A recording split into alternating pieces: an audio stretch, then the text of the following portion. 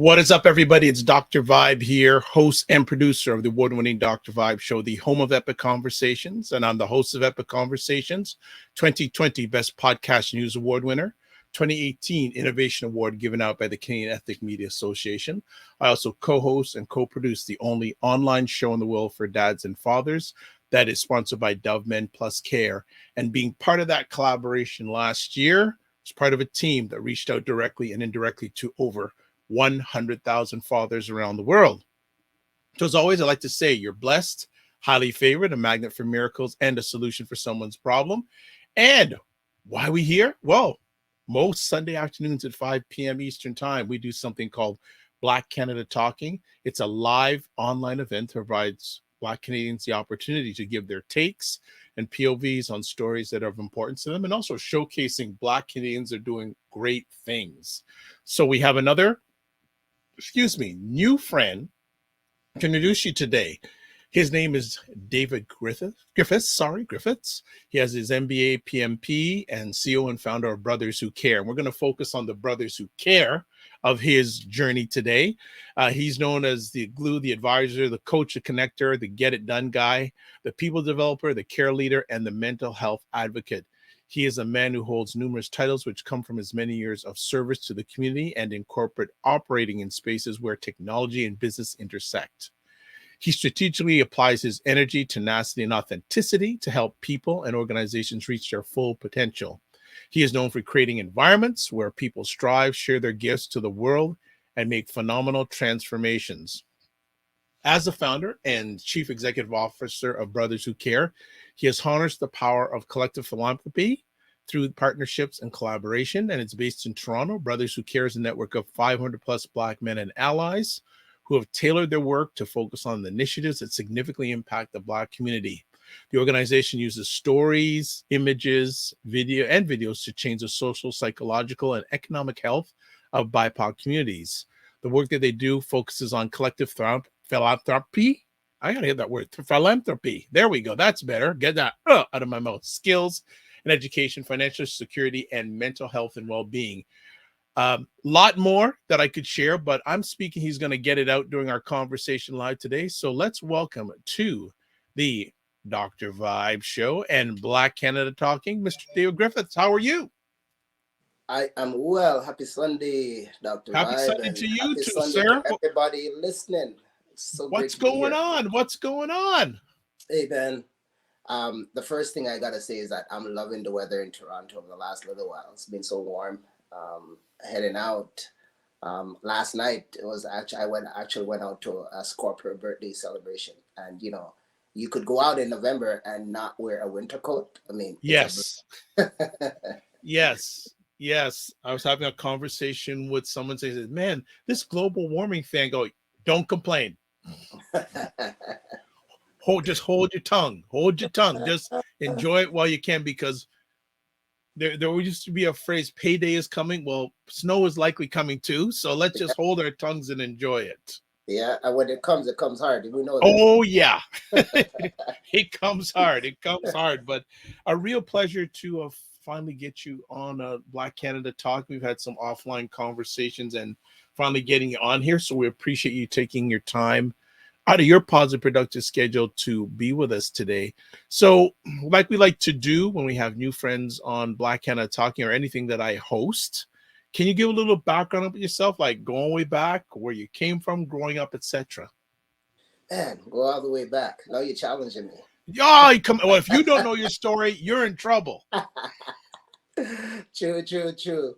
So listen, for everybody listening, I was born in Jamaica, to a big family, and we had 10 kids, but it always felt as if like everybody was just in our community. In our community, we had uncles, aunts, and it was just very tight knit, and we lived off the farm.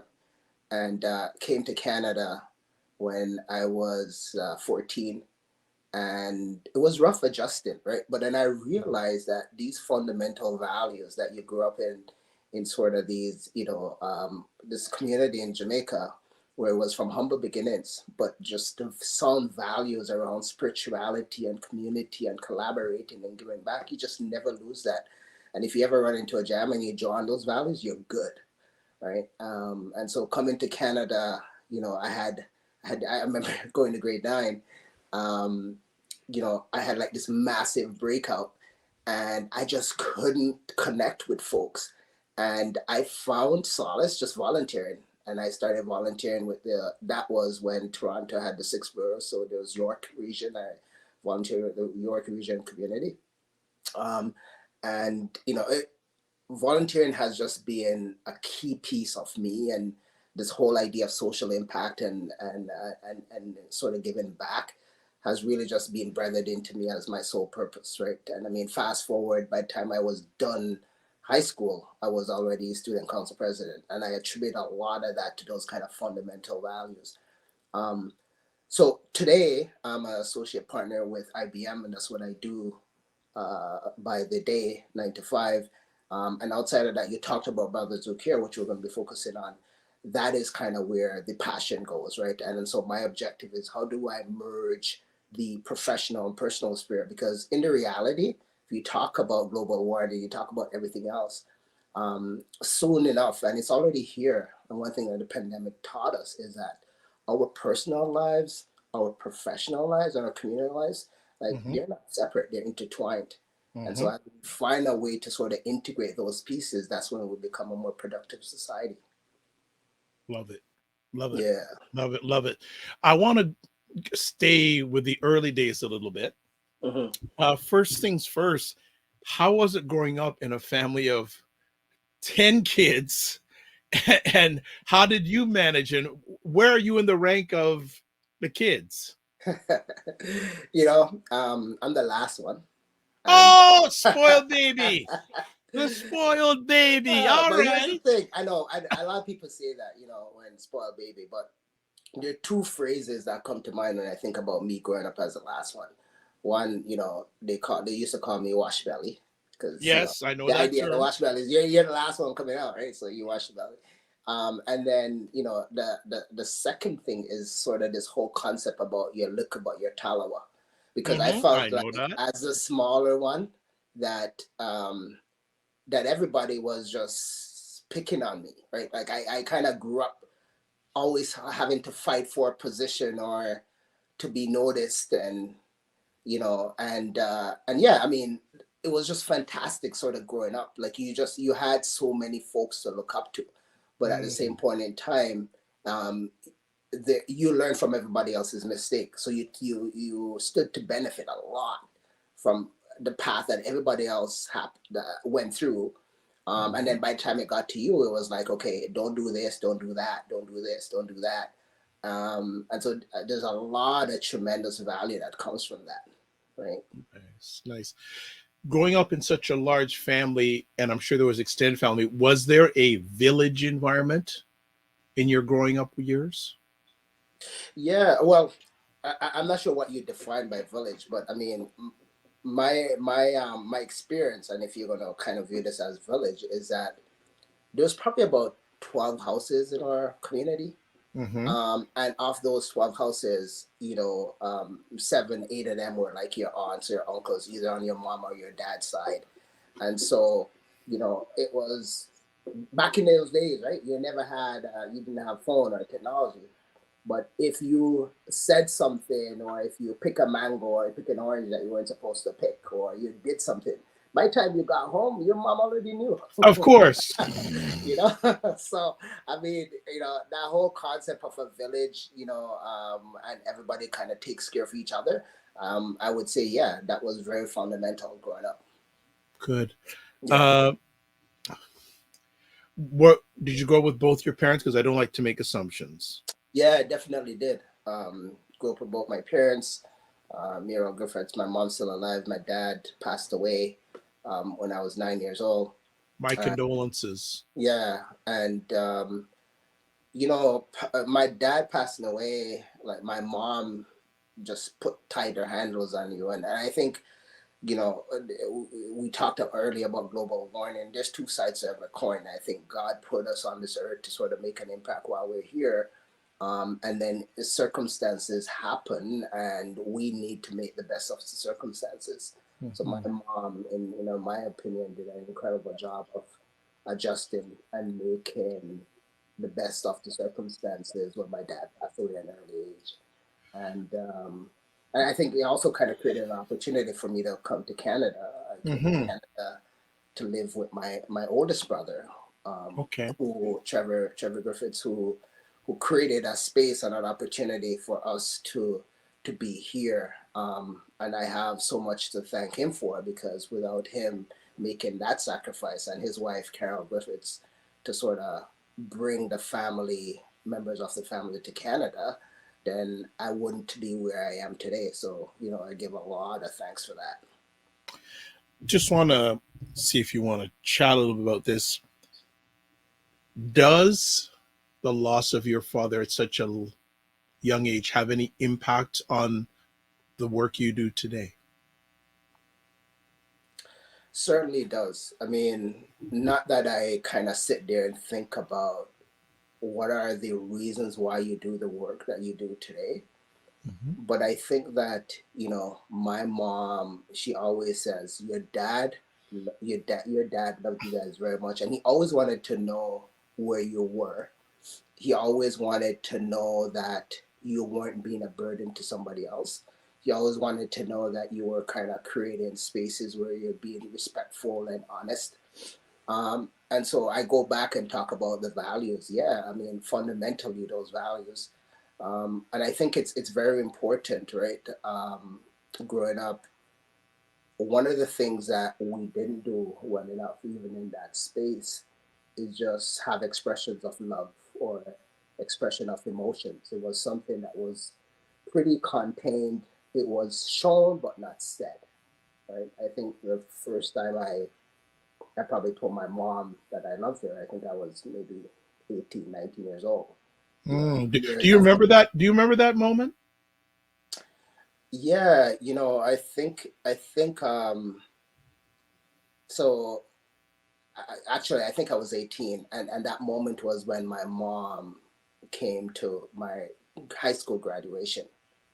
And everybody's kind of busy, kind of doing their own thing, and my mom came to the graduation by herself. And high school for me was just like an incredible moment. Thinking from the point where I came to Canada, how I started, and where I ended up, being high school president. And my mom, she's always kind of recounts the story around. She was kind of sitting there, and I got, um, I got a number of different awards, and one of those awards that I got was excellence in sports and academic, combined. And my mom had all these tears in her eyes, right? And I Mm. think it was at that moment that I said, "I love you," right? Oh, Yeah, nice, nice. yeah. Um, when you shared me, or when your bio was shared with me, education seems to be very foundational with you. Education excellence. Who instilled that in you? Um, my mom and my dad. Again, kind of growing up in humble beginnings, and not having an opportunity. You know, um, they really kind of saw that as an outlet for you to elevate your position. And so there was a lot of focus that was placed on your financial position. But as I sort of reflect back, it's psychological, it's social, it's so deeper than that. I think my younger sister Stephanie, who is the child before me and myself, we I think we were the first ones to actually get a university degree in Canada. But my mom had always sort of made a point to get us to school through whatever means necessary, right? Mm-hmm. Like I remember there are days where we just didn't have enough for lunch or, you know, taxi, and we'd be walking where we can, and eating what we can, and it really kind of taught some valuable lessons. I think for me, I remember I went to Manchester High in in Mandeville, and I remember between Monday to Fridays when everybody was going out to buy like KFC or juicy beef patty or whatever. Mm, I couldn't do that, right? I couldn't wow. do it. Right. But I think kind of some of the growing up, like we grew up on a farm and we sold peas and yam and all this other stuff, and I used to like I have my own little bed of farm products that I grew, and I would sell when my mom is selling stuff. I would sell my own stuff, Right. and for me to be able to not be left out of the clique, I would save whatever dollars I can during the week so that on Fridays, I went out and I was having juicy beef or I was having KFC, right? Yeah. So, it's kind of like that cool entrepreneurship spirit that is built into you because of your circumstances. And I think at the heart of me, I've always been an entrepreneur. Mm-hmm. But what's kind of really important is that not to be an entrepreneur to financially benefit off the back of others, but to be Right. an entrepreneur to provide services that's going to benefit everybody else. Got it. Got it. Yeah. When you arrived in Canada, seems for a number of years, you were doing a lot of volunteer. Well, you're still doing today, but where did you get the in the go getter to be? Yes, you're an entrepreneur, but also a volunteer. You've done a lot of volunteering in your time. Yeah, tremendous. As- you know, it's really just following the heart, right? I think that's kind of the key thing, and following the need. Like I think back and yeah, I've done a lot of volunteering, but it's that desire to do something to be better in this world.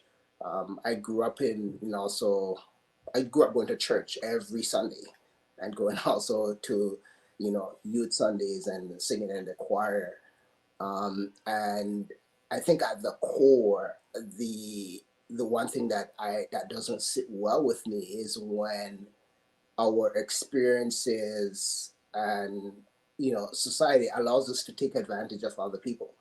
And so for me, that's like really core to what I do. But yeah, but the whole idea of kind of volunteering and giving back is that whole desire to make a change and to make an impact in the world. Is that also something that was you got from your parents? Yeah, even though my mom had 10 kids, it always felt as if there was like 20 at our Wow. house. I always I tell my son the story about an ice cement. I don't know if you know what an ice cement is, right? So I mean, like we have kids now where it's like everything is at their disposal in Mm-hmm. abundance. So I remember we'd go to the store and we'd buy like 4 ice cement, and you'd come home and there'd be 100, like a whole bunch of kids that are wanting kids. And my mom would take a stone and break the ice cement and then take little pieces and give to each other. And so that whole idea of sharing, of regardless of your situation, finding it within your heart to say that I could always share. I could always share what I have. And if we all do that, then I think us as a society would be in a much better position. I think people get into this notion around this is all mine and I've got to consume it. And they're over consuming, right? As opposed to kind of saying, well, the other people that are in need, like how could I share what I am and what I'm about and what I have and benefit? And I think, I also, even though I'm saying that, I don't believe in just handing out, right? Like I think I'm a capitalist at heart too, because I also believe that folks need to step up and work for what they desire in life and cannot just sit here and expect handouts. Excellent. So just taking a reflection. So let's go back and let's revert back. As I said before, we had our technical challenges. You had coming to Canada, you had a number of years while in Canada, great business experience, volunteer experience. What brought you to the crossroads to start the organization, Brothers Who Care? Right. And so I think I was kind of going back to there are 3 reasons. One Yes. is the ability to create network to mobilize folks. And I've always kind of been known as the guy to be able to bring folks together, right? And so that whole idea for a network of where professional men, Black men, could come in and have a support mechanism to talk about, hey, I'm facing this challenge at work. Like, how do I overcome it? Or, you know, there's an opportunity that's coming up. Then how do I get aware of it? And if you're not in the room, how do those opportunities get advertised? And the second was this whole idea around collective philanthropy. Around, I love to give back, but a lot of folks I know want to and can't. And so the idea is that you could pool your resources and make a bigger impact. So we had this whole idea. The concept around Brothers Who Care is that every time we got together, we would pitch three big ideas that were creating a big impact, and we would vote. We'd pitch the three, vote on the one that we thought could benefit most from that time when we were getting together. And then we would just donate those pooled funds to that one organization. And so since we started pre-pandemic, we've raised about 27,000 and donated to 5 organizations. And then the fourth piece was just the third piece is this whole thing around creating collective bond and support. And so for me, I work in an environment where it's highly, highly stressful, and didn't realize at the time that there were certain things that were playing out in how I was showing up at work and at home and as a person, and from a health-wise perspective, that was related to mental health and stress. And so the whole idea was to kind of become laser focused on that and kind of figure out, well, how do you identify these things early, and then what do you start to do to navigate around it? So hence that gave the birth of Brothers Who Care. I was actually having a surgery when, you know, my friend Kevin Springer came and we were having a conversation, and he was the one who introduced me to the 100 Who Care concept. And I said to him at that time, because I think I had just gotten out of surgery, and I said, I'm going to start this. And he said, hey, you should just focus on your health. But I felt that need at that time to say, I'm going to start that. And a month later, I got it off the ground. Congratulations. So making it happen, even when sometimes some people say the odds were against you, especially health wise. Right. Exactly. Excellent. So for people who are watching live on the replay, I'm just taking you through the website. This is what you'll see when you go to the website and you see Brothers Who Are Caring, and you see the 4 pillars, the mental health hour, I see me, leg up, I am. So why don't we talk about, okay, actually, you know what? When was the organization started? So yeah, we started in 2019. Go back to the first year. Share with us what the first year was like. Well, you know, I started this organization with a WhatsApp group. As I said, I know a lot of folks, and, you know, and I always bring folks together. So I created a WhatsApp group called Brothers Who Care, and I invited a bunch of people that I thought would be interested. And this was like late at night. I think my son was maybe like 6 months old at the time. And I got up in the morning and there was all these pings around, like, what is this about? Like, why are you doing this? You know? And I said, damn, but the only thing I did was I just created a title for the group. So I was kind of on it, and then kind of said, imagine if we could do this, right? Like I had all these imagine statements. Imagine if we could kind of create this impact.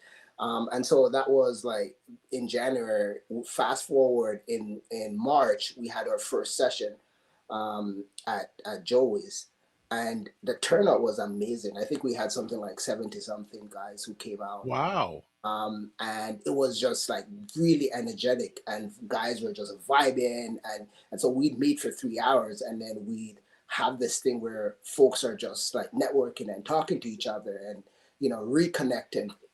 And that night we raised, I think it was like $6,750 or something, right? And that first year, it's like you're getting so excited about what the possibilities could be. And so we started doing a podcast, and we're doing a bunch of different things.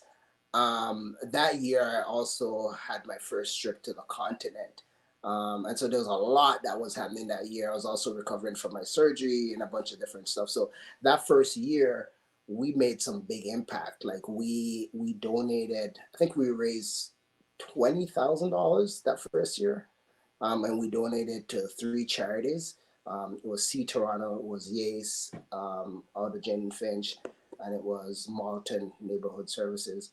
And so it was just like great momentum. But the whole idea was that we were getting together in a physical space. And then we got out of 2019 into 2020 and the pandemic hit. And we're like, oh, what do we do now? Yeah. Right. And so that gave birth to these 4 pillars of focus. Thank you. I just want to know if you'd be comfortable if you can go a little bit of a deeper dive into the 4 pillars. For sure. Yeah, please do. So, one of the things that we've done off the top is that we've aligned our pillars to the United Nations Sustainability Development Goals, which are really focused around how do you create a more equitable society? How do you start to solve some of the inequalities that we face? How do you promote health? How do you drive greater financial security? And so for each one of these pillars, we've identified needs in the community, which we know that there's a deep need to be solved. And the first one that we actually did was around the mental health. So we had a couple of talks during the pandemic, just guys getting together, and then we decided to do a virtual fundraiser around mental health. And we had LifeWorks, my good friend Paula Allen there, who I brought in as a speaker because she had come into IBM and done a talk there. And we did this talk around mental health, and the whole idea was around having Black men talk about mental health and breaking down the stigma associated with it, and it was amazing. I think we had a turnout of probably about almost 50 individuals on this virtual mental health hour that we did, and we raised something like $3,500 for Taibu community services. Mm-hmm. And the engagement was just deep. And out of the call, I got text message and WhatsApp messages and emails to say, hey, this is really needed to have a platform where you talk about mental health from a Black male perspective. That gave birth to the mental health hour. And so now we do this monthly mental health hour where we talk about demystifying the stigma associated with mental health from a Black male perspective. And I host the talk. We typically have 2 or 3 people, and we are always having a female voice as part of the conversation because it's not a talk only for Black men, but it's to understand the perspective from Black men. And it's kind of always important to understand the female perspective, but also as men to understand that when we talk about mental health and our perspective around health in general, that it's not just about us. It's everything that we touch, everything that we interact with. And it's every environment in which we occupy, whether that environment is space, work, community, us all just being there in the world. So there's just so many pieces that are tugging, and so we just need to understand how those different pieces work together.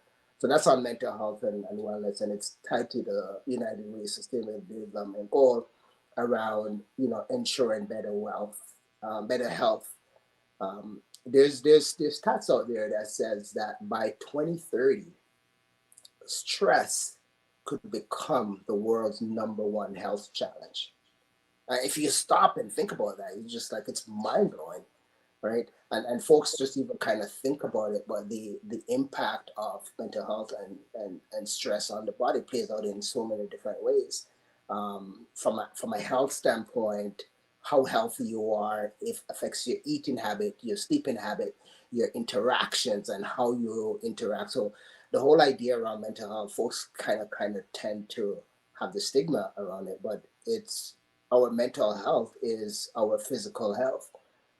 It is our existence, and if we are not strong fundamentally from a mind standpoint, then everything else is liable to fall apart. You know? Absolutely. If the core is not good, the extremities are not going to be good. Yeah, exactly. Exactly. Excellent. So that's like on the mental health pillar. And I'll just kind of Sure. quickly talk about the other pieces. Um, Mental Health Hour actually gave birth to IC Me. And IC Me is our initiative to focus around teaching young kids about money, but also teaching young kids about themselves and to see themselves in a different light. So IC Me is a partnership that we have with CIBC Wood Gundy, and the source driver that came out for the creation of the ICB was because there was a gentleman who attended the mental health hour talk, Andrew McDonald, and coming out of that talk, he said, "Hey, I love what you guys are doing. How else could I help?" And so we started talking about what that could potentially look like, and the ICME came up, and ICME aims to achieve three things. One, it teaches kids how to trade stock. So we actually partner with an organization in the United States called the Stock Market Game. Kids get $100,000 virtual money, and they actually trade the real stock market. And then CIBC's put up $10,000, and we rank how the kids perform, and we distribute the $10,000 to the winners with the requirement that they need to invest it in RESPs to support their education. So that's on the whole education piece. There's also a summer camp, which we've partnered with One Voice, One Team to deliver, that takes financial literacy as and infuses it as part of a leadership camp. And we're also working with YACE to sort of further expand that to high school students, because initially we only focused on grades 4 to grade 6. Now we're going to have two cohorts. We're going to do grades 4 to grade 8, and then we do 9 to 12. And then the last part around ICME is we actually connect these young people to professionals that they don't naturally think about getting into. So, for example, seeing yourself, the whole idea is ICME, seeing yourself differently. So you could see yourself as a architect or an engineer like myself, or an investment banker, right? There was an individual who wanted to be an MBA star, and we got him to sort of see, well, what is your interest, just through interviews, and his interest was in money, and so we connected him with Andrew as an investment banker, and it really kind of then shift his mindset to kind of say, well, there are other possibilities for me, right? So that's around ICME. We're really excited. We're going to be running the next installment of the program starting in January through to June of 2023. And then LEGUP is really kind of focused around how do we teach young professionals 18 to 30 how to build wealth and how to think about wealth differently. So LEGUP stands for learning money, earning money, growing money, utilizing money, and the psychology of money. And again, there's such a deep connection between psychology, health, and wealth that we're focusing a lot around mindset and the mindset shift that needs to happen to build successful wealth progressions within the community. So there are three big barriers that the community needs to overcome. There's the information barrier. Information is just not available for folks to talk about, especially as we shift into a digital age. How do they elevate beyond certain circumstances? And then there is the racial wealth barrier, and then there's the income barrier. Like we all know that within our community, folks are not realizing their potential because they're not being compensated. So then how do you ensure that you get your fair worth? Like, if you're an engineer and you're a Black engineer, how do you ensure that when you're at the table, that you are actually getting paid for the value that you bring at the table and not being shortchanged because of the skin color? And then IM is really about the core of what we do, which is around networking and philanthropy and bringing kind of the core values that we do to the table, collectively raising money, supporting each other through network, and just really building core leadership skills. Thank you for the breakdown. Well done. Thank you, sir. Well done, but I expected nothing less. Let me ask, you have interaction with a lot of Black men. And a lot of people ask me this question, and I say I'm not the guru. So I'm glad I can ask you this question. What are, would you say, some of the key challenges that Black men that you encounter, serve, are having? Yeah, and I'm going to declare that I'm not the expert up front too. I'm pushing it on to you this time. I get a chance to push it on to you because a lot of you push it on me. So Yeah, so you can take my chair for a minute. yeah, for sure. So the first one I will talk about is challenges with vulnerability. Like I think that as Black men, and I think as men in general, you're expected to be kind of this tower of strength, right? And half the time you're not able to live up to it. And so like we've been taught, like you can't show any sign of weakness. So this whole idea around being vulnerable and showing where you're not able to do something and be a tower of strength, I think it's a challenge that Black men deal with. And also it's these expectations that are set by ourselves, our community, and of others to be excellent. Like I deal with a lot of Black men, but a lot of Black men who I'm interacting with are folks who are like really breaking barriers and building bonds and demonstrating success. And so for them to continue to live up to that success on a continuous basis, there's a lot of challenges associated with that. The second thing that I would say that us men deal with is continuing to try to break and to live through the stereotypes, of what it means to be Black, right? And so it's funny because media basically defines to us what it means to be Black, right? And so we know that the stories that we see are not real, and are not representative. It's not like a paintbrush that represents the entire existence of Black men. So in everything that we do, it's like we create, there's this distraction that's created. We're focusing on our craft, which is our excellence and whatever it is that we are good at. But in the back of our mind, we're focused around how do I break down these misconceptions.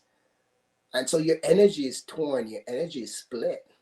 And that is just something that continuously tugs at you. I know, for me, sort of working in corporate Canada, like, there's just these emotions that you've got to fight. Like, like a real quick story. Early in my career, when I was working in financial services in the back office, I was hired and on the executive floor, and there was like one other Black person on a floor of like, I don't know, 300 or something. And an executive walks by, and I didn't know he was an executive at the time, but he was one of the top executives, walks by, sees me there, and it just happened that the HR person was at the desk, and he looks at me with this weird look, walks by, and he comes by, and he does it a couple of times.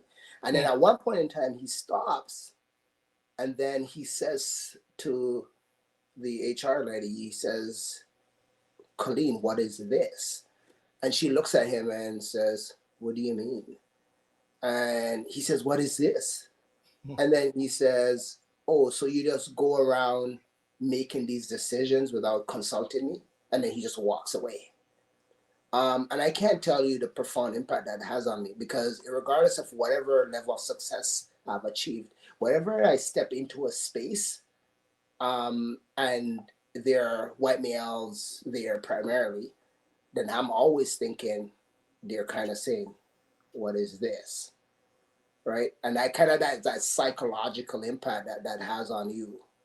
Um, and then I think the third thing that I think Black men face is just the whole idea of the family unit and how we sort of measure up to that. Because there's, as you started out the conversation, asked me if I had both parents at home. I think that the psychological trauma that that slavery has had on us, is far reaching than just a dual parent home. It has so many different impact in how we show up and how we think. It has impact on our financial security. It has impact on our mental stability. It has impact in the examples that we set for our children. And it's the reason why we're focusing on the pillars that we are, because those are core fundamental problems that needs to be looked at, and part of it is just being actively engaged and actively doing things to break down those barriers. Okay. And Dr. Chachi is saying, wow. So it sounds like you're dropping knowledge bombs for everybody. This is good. Uh, what, so I know your organization holds events on a regular basis, and speaking it, you're going to share some of them upcoming events before we leave today. Do you have any initiatives in between the events? Are there ways that men stay in touch in between the events? You know, that's a blind spot for us that we haven't really figured out how to solve. So we have a WhatsApp group with over 100 and so men that are part of that group. And there are things that come up intermittently that folks are either just commenting and then sharing. Our goal, and to solve that blind spot, is to take that community experience and to kind of put it on a platform where there'll be more active engagement. But and that's just for the men in the group. But Mm-hmm. in between events, we all our programs are set up to have these things that are just ongoing. So for example, our LEGUP program, which we are teaching individuals between ages 18 and 30 how to build wealth, we have these mastermind groups. And folks they set a 6-month financial goal that they want to hit. And then we provide coaching for them to hit those goals. Like our goal is that by 2030, we're going to reach 5,000 folks across Canada. We're going to put at least 500 people through mastermind groups, and we're going to create 50 millionaires. And these are kind of focused around how do you take a goal that you have, and then how do you execute in a controlled environment? How do you get the coaching to actually realize that goal? So that's active. That's always happening in between Mm-hmm. events. Mm-hmm. And the same with the ICME program. Like when we launch it, then it's just a continuous engagement of kids learning about stock market and then kind of interacting on their own in between times that we're meeting. But then we also have these large events. We're pretty active on social media around mental health and sending out messages and driving connections. Our next mental health hour is on November 10th, this Thursday. We have Nigel Burge and Ukie Elema, who are going to kind of focus around uh, how do you start to break down this whole strength barrier that's affiliated with the community. Um, but in between those, we're just promoting active things that we're doing around mental health and wellness, whether those are facts, key messages, events that are happening, how we engage with community, how we start to collaborate. Collaboration is really big agenda for us. We believe that there's not much that you're going to achieve if you're not purposeful around collaborating, and it's a big issue in our community because we tend to see collaboration as a threat rather than an opportunity. And if we shift that mindset to kind of say there's so much more that we can achieve just by working together, then it's great what we could achieve. Yeah, getting out of the silos. Yeah, exactly. Getting out of the silos. You may have mentioned it earlier on, but I just want to confirm when you started this off. What was your first? What would you say is what was the organization's first big win? Um, I think the first big win was before the organization started. It was just a reaffirmation or a confirmation from the guys who reach out to the kind of say this is needed. So one is like folks are raising their hands to say this is needed. And so that's the first big win because then it confirms that belief and that notion that we need a support mechanism. I mean, I think black females they do it a lot better than us in terms of having forums to collaborate and share. us as black males, we don't do it often enough, and we have problems being vulnerable, right? And so to see that first event when everybody got together, and just to kind of see how they shared, that was like tremendous. Like that's something that you can't even measure, right? And then to kind of see the measurable, the quantitative thing that came out to say, hey, we were able to raise $6,700 and donate to charity. That's like that you can't beat. Okay. Yeah. Um, there's so many different directions I could go here. All right, let me ask in regards to, just give me a second here. Okay, let's go down this road. How, through your lens, has the pandemic impacted black men? Mm, that's interesting because I've actually never thought about it through that specific lens. Um, but now that you're raising it, I think that there's a couple of things that we could focus off, and I want to go back to the mental health piece. I think that it's challenged us to rethink our perceptions that we have around mental health, right? Um, because all of a sudden we were shifted to a space where everything slowed down. And all of a sudden, we're in a space where we were challenging our purpose and why it is that we're here on this earth. And all of a sudden, we realize that our existence at home, at work, in the community, that they're intertwined. And we've got to kind of figure out where's that balance, right? And all of a sudden we realize, well, when you talk about mental health, that it's not a problem that happens at work. It's not a problem that happens at home. It's not a problem that happens in the community. But it's a problem that sort of interweaves each of those, modes of existence. And as you start to think about that, then you realize that it's about me being better. It's about me not passing judgment. It's about me being honest with myself around some of the things that are bothering me. And it's about opening up communication.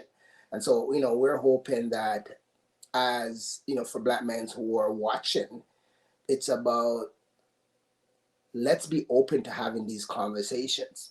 Let's be open to really address not the symptoms, but kind of the causes of our existence and where we are, why we are where we are today.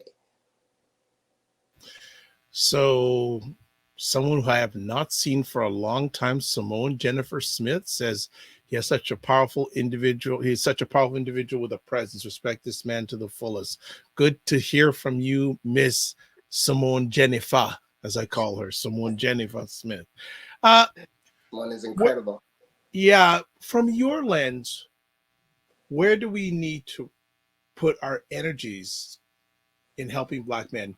You've spent time talking about mental health. Are there any other areas that you feel energies need to be to provide help and support for black men and those who love them to move forward? Yeah, I mean, another area is around building our financial security, right? There is so much exposure there that I just really think that we need to focus around how do we kind of close that. And I think through our LEGUP initiative, we're going to do like a significant damage. And how do we partner and collaborate to sort of drive through that and deliver on that message, right?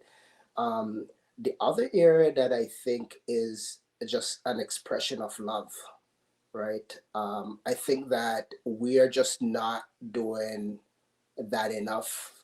Um, we get into sort of this shame and blame mechanism because of whatever has happened in the past, whether that is, instability in the home environment, whether that is crime that we see that reflects negatively on that a few do that reflects negatively on an entire community. um, I think that we just need to provide this reassurance to our black men that they are great, you're strong, you're loved, and that yes, there are some challenges that. So let me just sort of back up.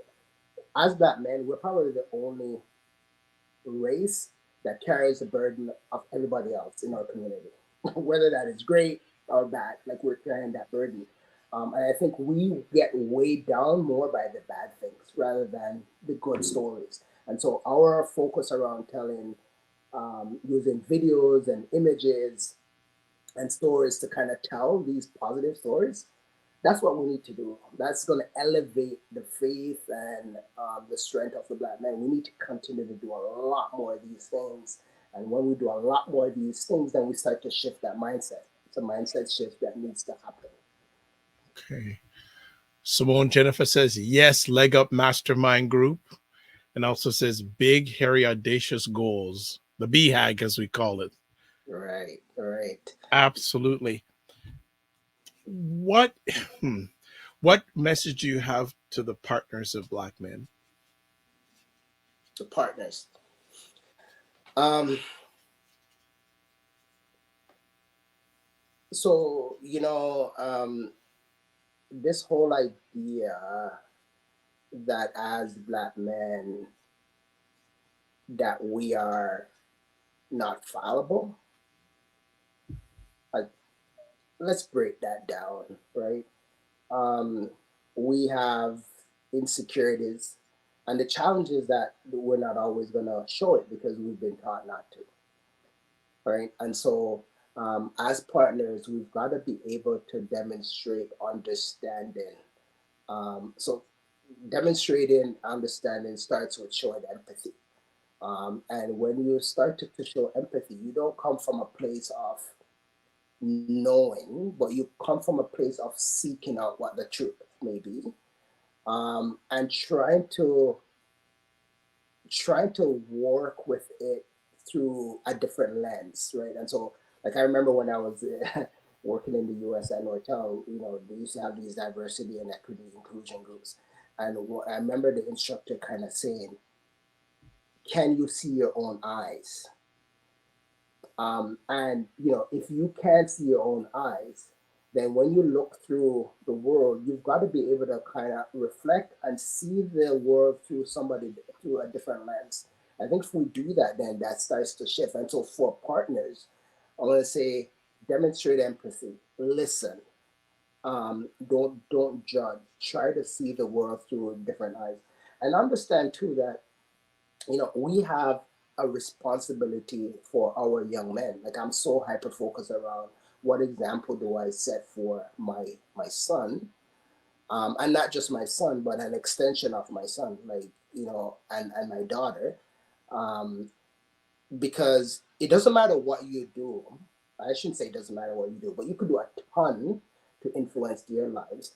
But at the end of the day, they go out in the community and they're being impacted by all these other voices. And so, if you put 10 Black boys or 10 Black girls in a room, they're going to be judged by what the media tells us. And this is, let's find somebody who is the most vulnerable. And whatever their behavior is, everybody in this room is going to be judged on that behavior. It's not, let's find somebody who is doing the most incredible thing and then judge them based on that. There's hyper focus around, let's just find what the hole is and judge everybody else on that. So partners, let's focus on working with our men to become part of groups where they could share, where they could have a support mechanism, where they could focus on having the truth be told, where they could focus on understanding some of the generational traumas that has led us to where we are today and how we break through that. Excellent. As we start winding down our conversation, you had mentioned some events. I know people may not have caught it who were with us earlier, but what are some of the upcoming events that you're excited, you and your organization and the men that you serve? What are you excited about? Excited about this week, Thursday, November 10th at 6 p.m., streamed live on Facebook and LinkedIn and Twitter, the Mental Health Hour, the next installment. We have Nigel Birch, writer, poet, host. Um, he's just an incredible guy. I'm really looking forward to hosting him. And we have Inike Balagon. She's out of Calgary. runs a firm called Watered Heart Consulting and works a lot with young Black boys. That's going to be an incredible conversation. That's really going to focus around how do we stop feeling on working on these masking these feelings of toughness, right, in our community. And then November 13th, Sunday, we have our next installment of the LEGUP Mastermind Group where we're working on goals. And this, to your question, is order some of the things that we're doing in between. And then as we step into December, we're going to be doing this campaign called the 10 Care Gift Habits campaign. December is always a tough month for me because, that's kind of when I lost my dad, like during those holidays, Christmas holidays. And it's focused on such gifting and all of that. But, our 10 Care Gift Habits campaign are some of the things that we could be focusing on to make that holiday period a lot better. So, for example, the gifts of love, the gift of self, the gift of laughter, the gift of sharing. Like, as a little boy, I never received Christmas presents, right? But that was always such a fantastic time because we'd be having sorrel and cake and just sharing and doing all these different things that it was just such a beautiful time. And I think that we've missed out on that because we're now it's so commercialized and we're kind of focused on gifting, for example. Um, and then we're also going to be doing a session December 11th that's focused around where health meets wealth. And that's kind of where we're going to take some of the principles of LEGUP and we're going to bring it to the public and really talk about that connection between our financial wealth and our physical health. Excellent. So if you're watching this live or on replay, unfortunately, if you're listening to this on replay, unfortunately, you can't see us, but you can see on the screen their Instagram page at CANBWC. And I'll also bring up again the website so people know what the website's all and what it looks like. So bring that up there. And we will say this has been another epic conversation, as always. Just wanted to make sure that's their pillars, but I just want to go to the rest of the website. So we just have a look at it there, also website. What does the organization need the most, or some things you need to move forward to help more Black men? What do you need? So we were built on the premise of let's not become reliant on government funding or grants or through other nonprofits to be able to sort of make an impact. Let's really be hyper focused around what are some of the things that we could control to do that. And some of the things that we could control is pooling our resources. Some of the things that we could control is working with key partners to bring resources to the table. And when I say partner, we look at it as a business deal, right? It's not around, we're not asking for a handout, but we're looking at a partnership that could bring benefit to your organization and benefit to the community and benefit to humanity and benefit to social impact. So what we need are more of those partnerships. We need to be focused around, if you are a corporation and your task, and every corporation has been tasked with this, around how do you become a more sustainable organization? How do you focus on becoming an organization that is in the business of doing good and not just in the business of reaping profits? Then you'd understand that even though there are efforts that are focused on greenhouse gas emission reduction and such, that for you to be a sustainable organization, that you need to be impacting the community that you serve in different ways. So you need to be focusing around what is the social impact that you're having on the community?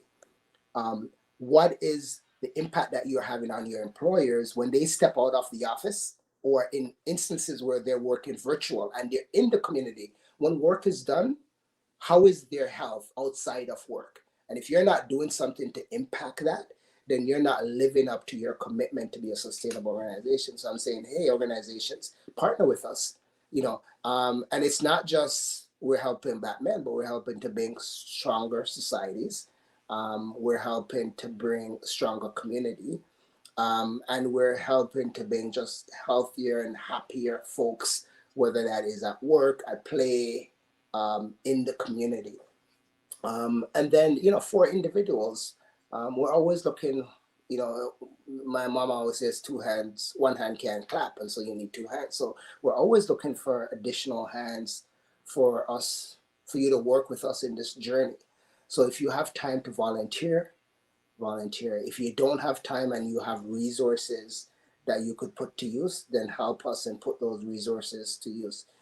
If some of those resources are just conversations that you think that we should be having, then tell us about those conversations. If some of those resources are partnerships that you think that we should be exploring, then tell us about that. Because we're very big on, we're not trying to solve problems on our own, but we're trying to work to have organizations and communities and individuals collaborate to make things happen. I think you've covered everything. Anything else? Hey, listen, I really wanna thank you for the space and the forum to have this conversation. And I think more importantly, I want to thank you just for your insightful questions that you've Once in a asked. while, I come up with a good question. Once in a while. Simone Jennifer No, I taught me mean, how to ask the questions. She's gonna get at me now because I said that. Go ahead. because it was, you got me thinking a lot. Because like initially when I was thinking about this conversation, I was like, maybe I should write down a few points that I want to talk about. But I think that your questions has just kind of forced me to speak from the heart, and I hope anybody who is watching this now or replaying it are just kind of seeing the connection around shifting. We're shifting an agenda. We're shifting an agenda forward, and we realize that it's only through collaborative effort that's going to happen. And so, thank you for kind of creating this forum to do that.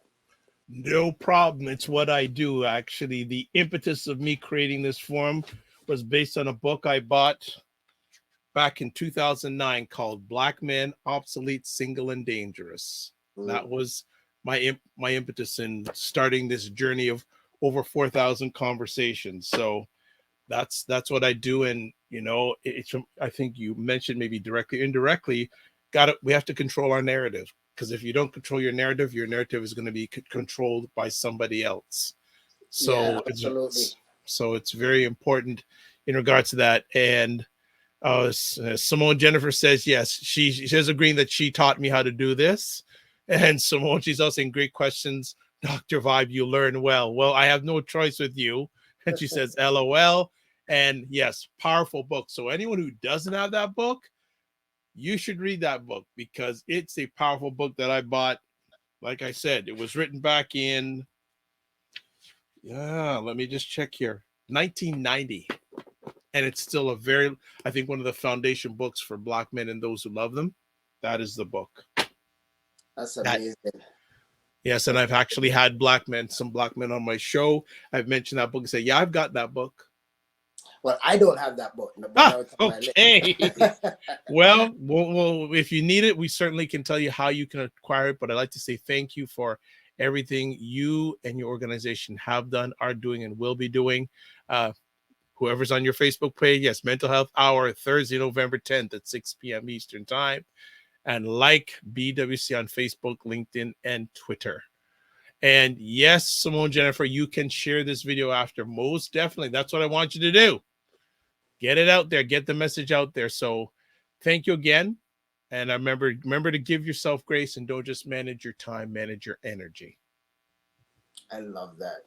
I love that. I just want to thank everyone who supported Brothers Who Care from the start.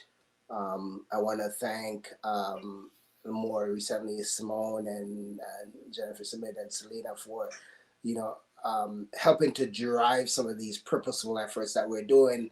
I want to thank for all our board, our leaders, volunteers that have raised their hands. I want to thank our sponsors, that has stepped up: CIBC, TD, LifeWorks. We've done some stuff with the Royal York Hotel, um, and Seaford Pharmaceutical are some of the corporations that we've been working with. Your efforts are incredible. We are about to announce another exciting partnership with Blackboard for a Care digital store that we're going to be doing.